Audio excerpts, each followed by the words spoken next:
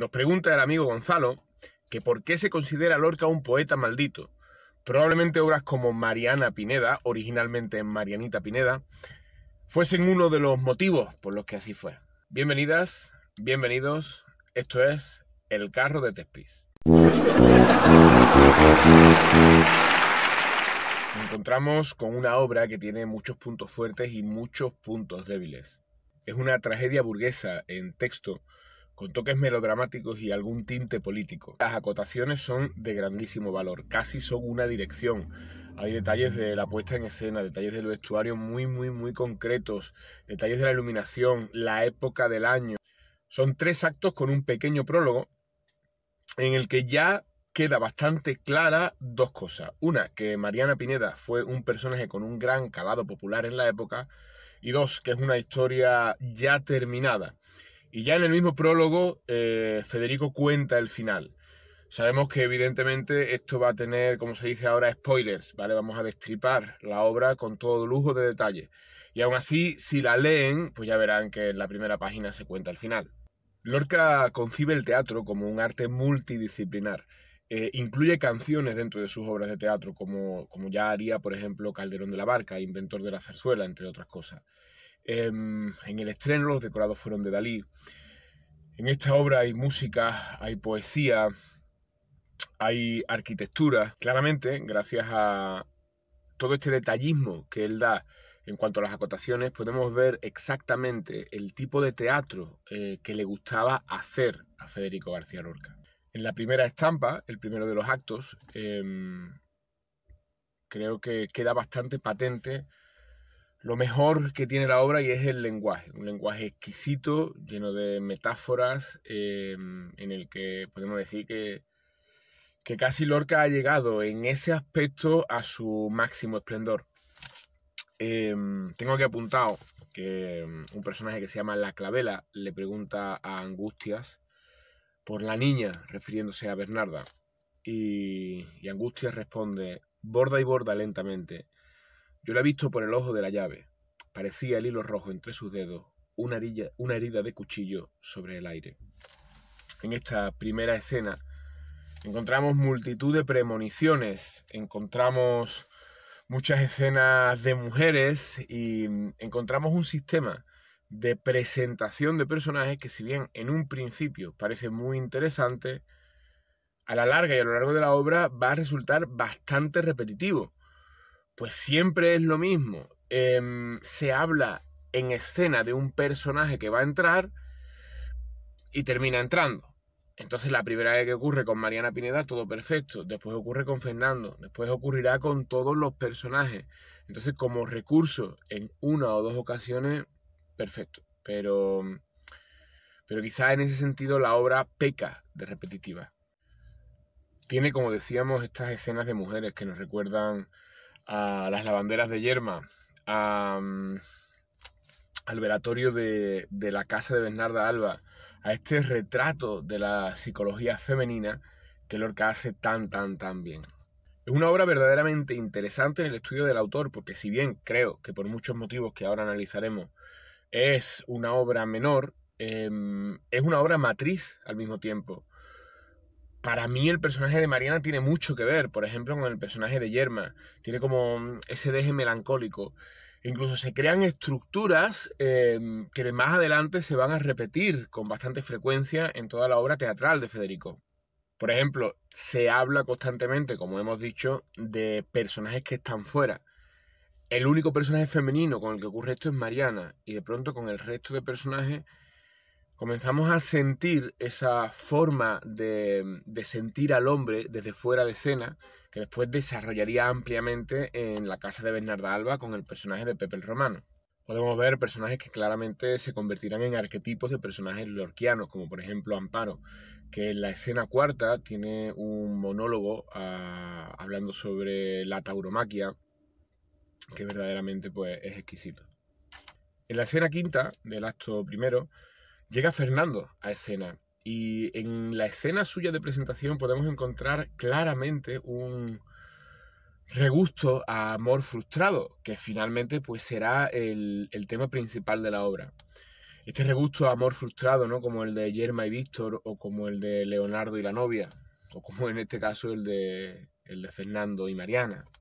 Fernando es un personaje muy joven y simplemente por edad ya hay un impedimento de que este amor se realice, ¿no? Se llegue a buen término con Mariana. En esta escena, en la que Fernando y Mariana están juntos, en la que por tercera vez se vuelve a presentar un personaje hablando de él cuando no está en escena. Es el personaje de Pedro, que será muy importante en esta historia, y de nuevo otro punto de amor frustrado, podemos decir. Se crea un triángulo amoroso entre Fernando, Mariana y Pedro, en el que podemos observar claramente como a Lorca le interesa mucho proyectar el amor desde la mujer hacia el hombre, y desarrolla mucho más ese tipo de sentimientos que los que van desde el hombre a la mujer.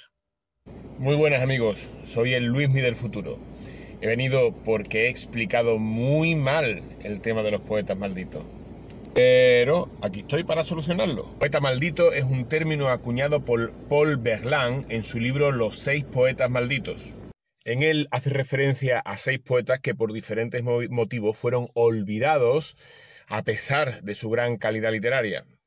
A raíz de este libro, además, acuña el término malditismo para referirse a este fenómeno. Mi opinión, probablemente Luis de Góngora sea el gran poeta maldito de la literatura española.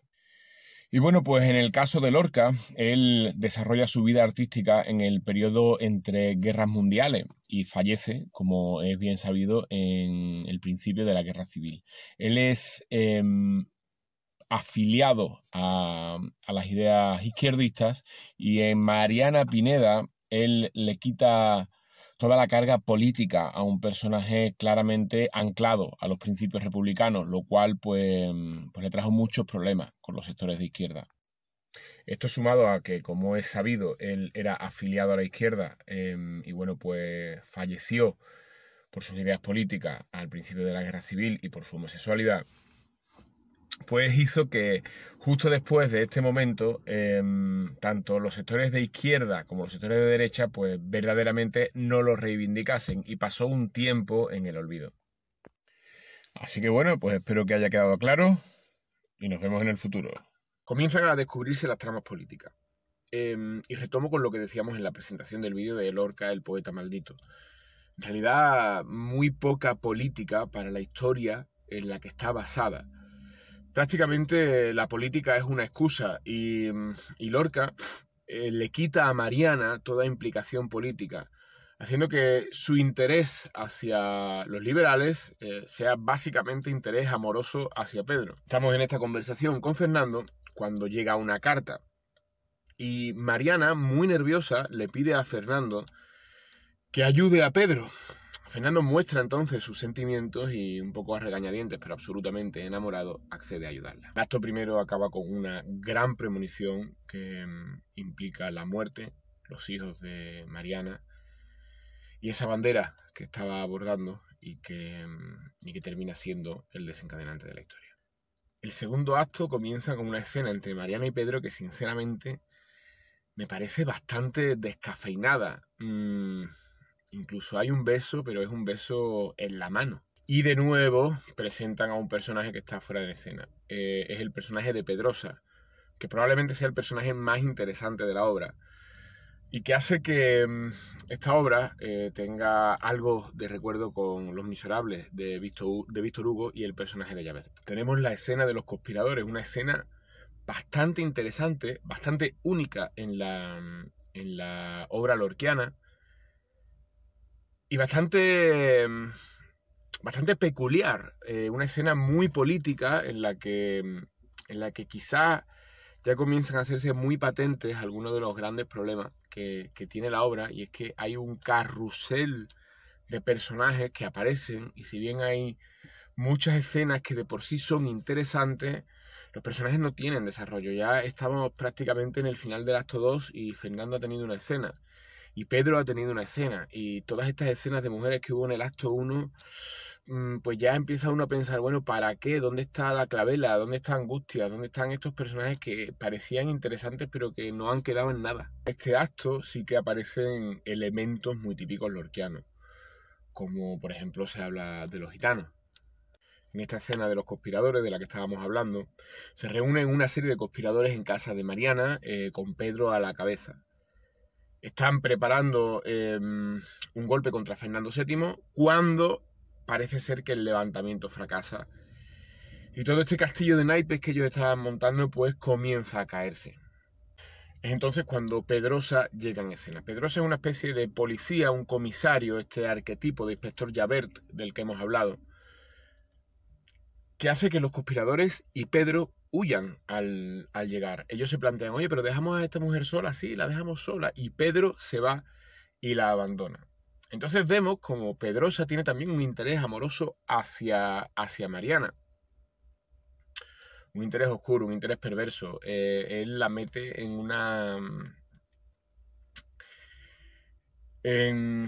una coacción y la besa. Él sí la besa. Me llama mucho la atención, la verdad, que el único beso que hay en la obra pues tenga este matiz negativo. Mariana, con toda su dignidad, no cede ante el chantaje sexual al que es sometida.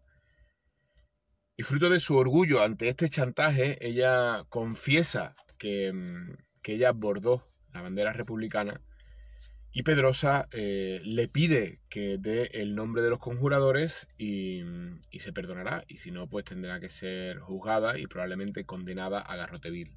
Este es el punto en el que los sectores izquierdistas se sintieron más ofendidos en el momento del estreno. Pues Mariana no confiesa no por sus ideales políticos, sino por su amor desmedido a Pedro, que la acaba de abandonar.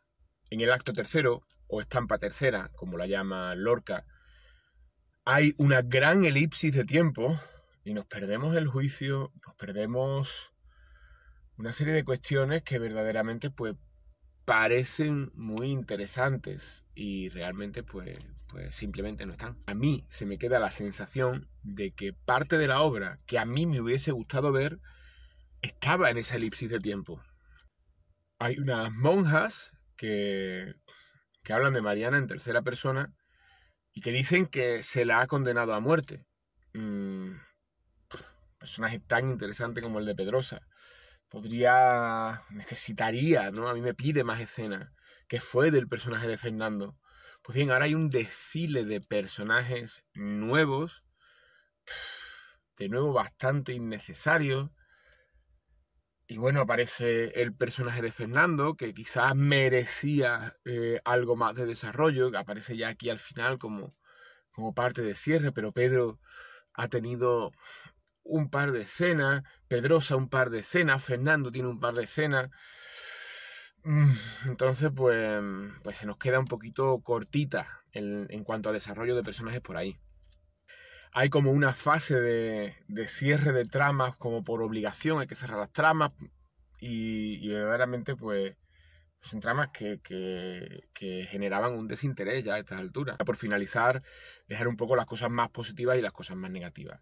En lo negativo, bueno, pues decir que aunque el lenguaje es exquisito, quizá hay monólogos que resultan demasiado densos y que los personajes son demasiado planos, demasiado sin vida, demasiado poco interés que generan en el lector. En lo positivo, si bien los personajes secundarios son muy planos, en la protagonista, en el personaje principal, sí que hay un gran desarrollo psicológico muy interesante. Como hemos dicho, además, es una obra matriz que puede ser muy interesante para entender la obra completa del poeta. Todo el desarrollo melodramático con final trágico, gracias a Dios, final trágico, ¿no? Un poco como La casa de Bernarda Alba, gracias a Dios, final trágico, porque si no esto podría haber sido Y por supuesto, lo mejor, sin duda, el lenguaje. El lenguaje que quizás en ocasiones, en algún monólogo, como ya he dicho, es bastante denso, pero de verdad que para los amantes de la literatura es simplemente delicioso. Pues nada, hasta aquí hemos llegado hoy con Mariana Pineda, originalmente Marianita Pineda, y poquito a poco pues seguiremos sacando más vídeos y os dejo con Isma.